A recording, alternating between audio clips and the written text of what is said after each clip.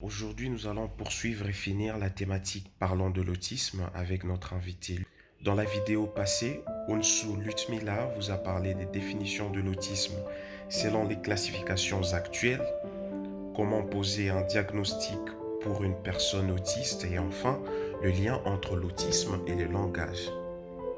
Ce que l'on doit retenir de la définition de l'autisme, c'est qu'elle est caractérisée par un trouble du développement psychologique appelé une triade autistique. Ça veut dire présente des altérations qualitatives des interactions sociales réciproques, l'altération qualitative de la communication et un trouble de comportement stéréotypé, répétitif et restreint. En des termes simples, ce qu'on doit comprendre, c'est que le cerveau contrôle tout. Comment tu apprends les choses, comment tu te sens, comment tu communiques. Mais parfois, le cerveau est connecté d'une façon qui affecte les sens et la manière dont nous percevons, comprenons les situations et les interactions. On appelle cela l'autisme. La connexion intérieure d'un cerveau autistique fait que, par exemple, parfois, ces personnes peuvent être douées à des tâches qui peuvent nous sembler plus difficiles, telles que les mathématiques, les dessins ou la musique. Elle peut aussi causer des faits inverses, que des activités qui nous semblent plus faciles peuvent être incroyablement difficiles pour eux, comme se faire des amis, s'exprimer, savoir comment se calmer dans des situations inconfortables. Rappelez-vous que juste parce qu'une PlayStation ne veut pas lire vos jeux Textbox, cela ne veut pas dire qu'elle est cassée. Tous les cerveaux fonctionnent différemment. L'autisme n'est donc pas une maladie, mais plutôt un handicap. Si c'est la première fois pour vous que vous tombez sur mes vidéos, abonnez-vous à ma chaîne YouTube en cliquant au bouton rouge juste en bas de cette vidéo. Vous allez certainement vouloir aussi suivre le premier numéro de cette émission.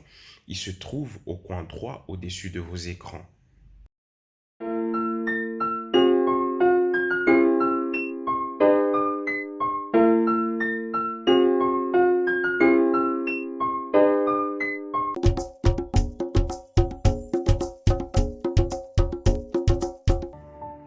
Peut-on guérir de l'autisme?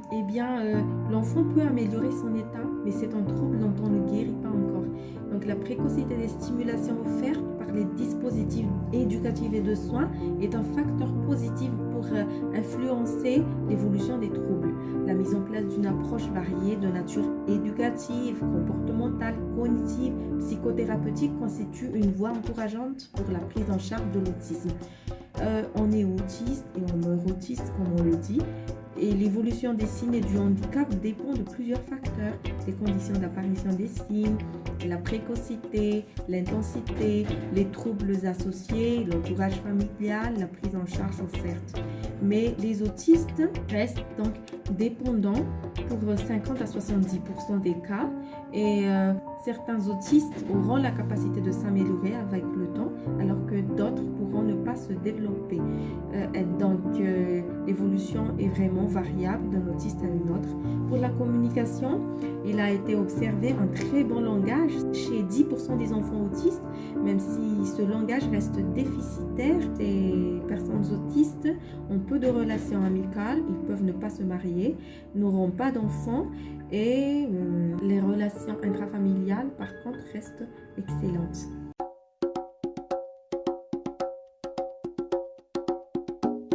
Le soutien affectif est vraiment primordial car la présence et l'amour des parents, de la fratrie peut résoudre et calmer de nombreuses situations comme les comportements à problème.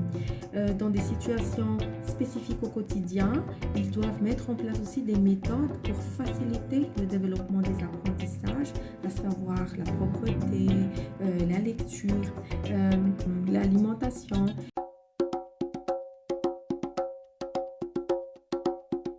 La sensibilisation reste un point très important dans la communauté africaine car la plupart des parents interrogés, ils ont toujours dit que c'était le regard de la société qui les rendait encore plus malheureux par rapport à la vision et cette exclusion. Donc, le 2 avril, c'est la journée de la sensibilisation pour l'autisme, mais j'aimerais vraiment que cette journée ne soit pas la seule journée où l'on fait de la sensibilisation parce que le chiffre ne va pas s'arrêter là. Le gouvernement devrait vraiment voir la détresse des parents, le cri alarmant concernant le suivi médical, scolaire et de nombreuses prises en charge comme les différentes spécialités qui devront être disponibles pour cette prise en charge. Voilà.